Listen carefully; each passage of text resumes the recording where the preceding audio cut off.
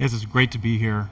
We've been hearing about this event for quite some time. We've been expecting it, and it's great to be here to see it as a success, and to see all the different groups from not just in Kurdistan, but from all over the world come here to talk about, in particular, religious freedom. Yeah, thank you. So yesterday we had the chance to go to Al-Kosh and to visit Lalish. So we visited with Christian leaders, with Yazidi leaders, to hear their feedback for us from the U.S. government perspective.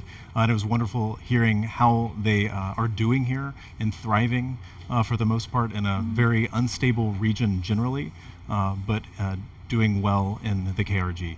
So we're glad to see a lot of those leaders then come here to have these conversations to talk about how to promote religious freedom both in this region and around the world. Yeah, well, I've heard about the historic Christian communities here for a long time, the other components here for many years. So it's been a joy to visit them, in particular the different churches, again, Lalish yesterday, but really the convening authority that this event has to bring together so many from around the world is what brought me here for this week, and delighted to be here and honored to have been included.